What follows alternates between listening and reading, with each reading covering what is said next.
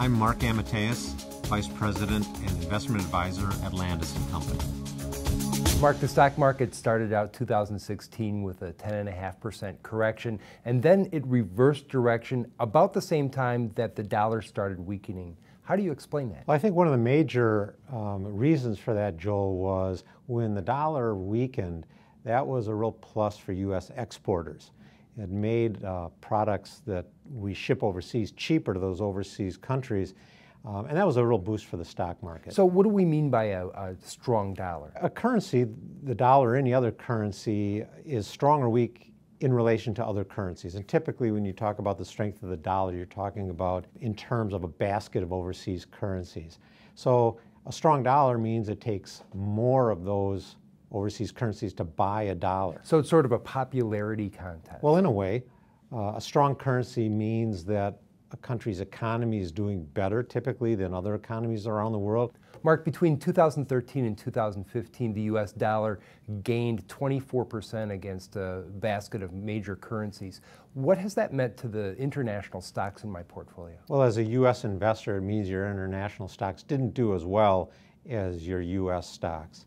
One of the reasons is because those overseas profits have to be turned into dollars, and with a strong dollar, you buy fewer dollars, so that affects the profits that you realize. One of the other effects is that of commodities. Most commodities are priced in dollars, and if you have a foreign country who is a buyer of commodities, with a strong dollar, those commodities are going to be more expensive, and that affects the profitability of the companies in those countries. So the U.S. dollar weakened by 5% against that basket of major currencies in the first quarter. What was behind that?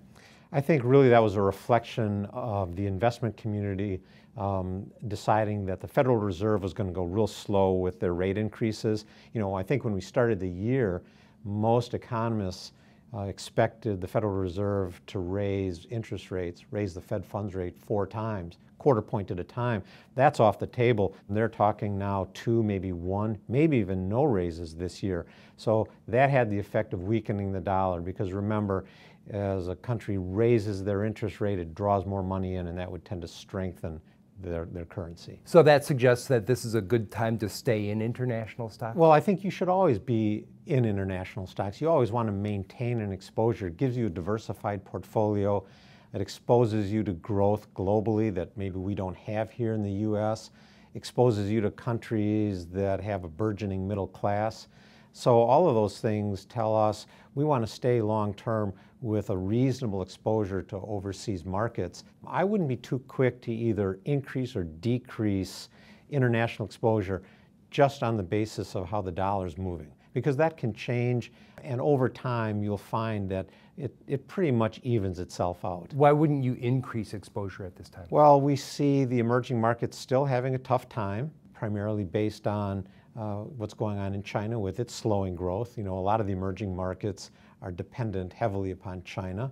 And we still see the U.S. As a better economy than a lot of the overseas countries right now. So there will be a time, and as things improve overseas, I think you do want to start maybe taking small baby steps into some more exposure to some of these overseas markets.